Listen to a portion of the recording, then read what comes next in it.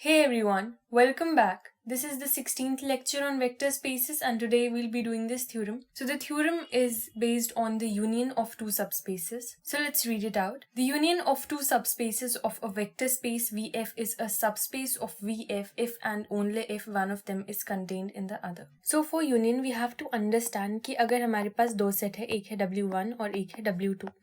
इनमें कोई भी एलिमेंट ले लेते हैं, जैसे यहाँ पे 1, 2 और यहाँ पे 3 और 4. तो इनका यूनियन का मतलब ये है कि यहाँ के हमें दोनों सेट के एलिमेंट्स को कंबाइन कर देना. सो इट विल बी 1, 2, 3 and 4.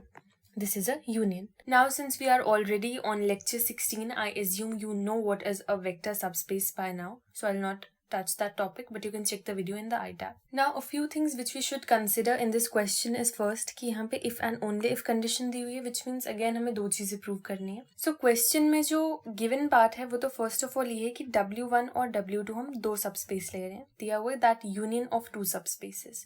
तो W1 और W2 हमारे subspace हैं. इनका अगर हम union कर दें, ठीक है, अगर इनका यूनियन हो रहा है, it is also a subspace. इसको भी हमने बताना है कि इनका यूनियन भी एक सबस्पेस होगा. अब ये सबस्पेस तब होगा if and only if one of them is contained in the other. मतलब ये कि ईदर W1 सबसेट होना चाहिए W2 का या तो W2 सबसेट होना चाहिए W1 का. कंटेन्ड इन अदर का मतलब यही होता है. देखो कंटेन्ड को थोड़ा और समझते हैं. कंटेन्ड यानी कि अगर मैं बोलूँ कि W1 is contained in W2, मतलब ये कि ये W1 है, ठीक है, छोटा वाला सेट, और ये बाहर बड़ा वाला जो सेट है ये है W2. तो W2 में क्या है, सारे एलिमेंट W1 के आने हैं, तभी हम बोल सकते हैं कि W1 एक सबसेट है W2 का. Similarly with W2 is the subset of W1 में क्या होगा कि W2 एक छोटा सेट है और बड़ा वाला सेट कौन सा है, W1. सो सारे एलिमेंट्स जो W2 में है वो W1 में कंटेन्ड है. Now let's see what are the two parts in this question. So first में हमें ये बताना है कि अगर W1 यूनियन W2 सब स्पेस है V का, then either W1 is contained in W2, यानी कि W1 सबसेट होगा W2 का, या तो W2 सबसेट होने वाला है W1 का. This is the first part. And जो सेकेंड पार्ट है उसमें इसका कॉन्वर्स होगा. हमने यहाँ पे सपोज ये किया हुआ है कि अगर W1 या तो सबसेट है W2 का और W2 सबसेट है W1 का, इस कंडीशन में क्या होगा, जो W1 यूनियन W2 है उसको हमने सबस्पेस बताना है. So these are the two things which we have to prove here. So let's do the first part. यहाँ पर हमें सपोज करना है कि W1 यूनियन W2 जो है वो सबस्पेस है, और हमें ये बताना है कि या तो W1 सबसेट होगा W2 का या तो W2 सबसेट होगा W1 का.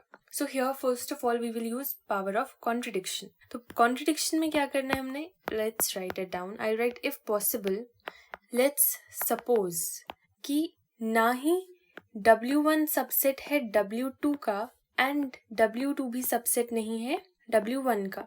अब इसका मतलब ये है कि अगर ये एक W1 है और ये W2 है, तो जो एलिमेंट W1 में एग्जिस्ट करेंगे वो W2 में एग्जिस्ट नहीं करने चाहिए. जैसे यहाँ पर अगर एक X ले लें, W2 में कोई Y ले लेते हैं, तो अगर X यहाँ पे W1 में बिलोंग कर रहा है तो वो W2 में बिलोंग नहीं करना चाहिए एंड वाइस वर्सा. ठीक है. सो फर्स्ट ऑफ ऑल ये वाला पार्ट लेते हैं और इसका लिखते हैं दैट अगर W1 सबसेट नहीं है W2 का, दिस इम्प्लाइज कि देयर एग्जिस्ट्स कोई नंबर होगा जो सिर्फ W1 में होगा, कि कोई X है जो W1 में एग्जिस्ट कर रहा है, सच दैट जो X है वो W2 में एग्जिस्ट नहीं करना चाहिए. ठीक है, जो X है वो सिर्फ यहाँ पे W1 में. एंड सिमिलरली अब सेकेंड पार्ट लेंगे जहाँ पे बोला कि W2 अगर सबसेट है W1 का, it means that there exist कोई Y होगा जो बिलोंग कर रहा है W2 में, सच दैट ये Y जो है ये बिलोंग नहीं कर रहा है W1 में. अब क्या है बात समझो कि यहाँ पे मैंने बोला दैट X जो है वो बिलोंग कर रहा है W1 में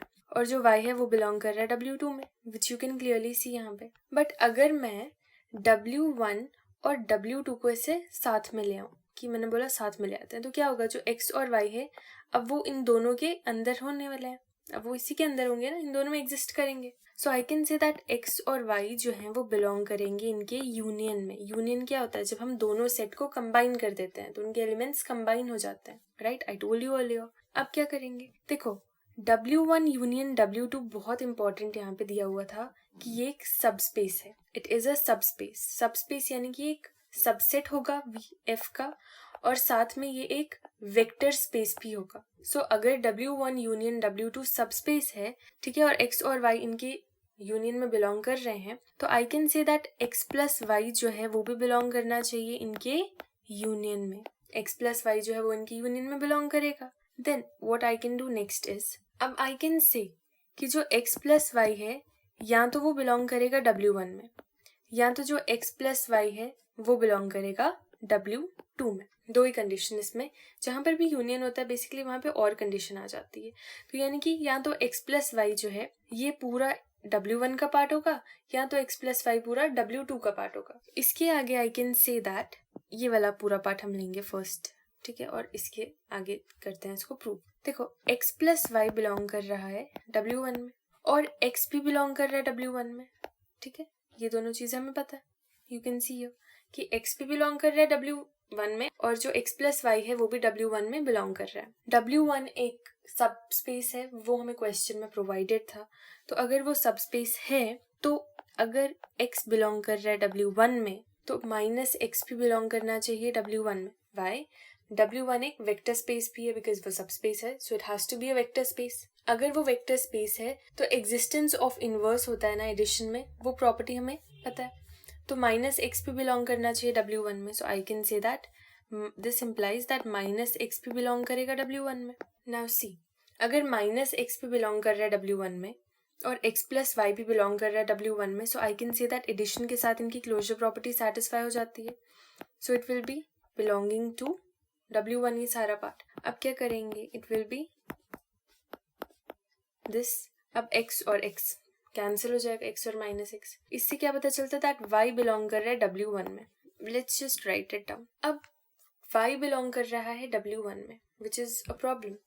y W2 में बिलोंग कर रहा था और हमने बोला था कि y जो है वो W1 में बिलोंग नहीं करना चाहिए. और अब हमने क्या बताया कि y बिलोंग कर रहा है W1 में, so which is a contradiction. It can't happen.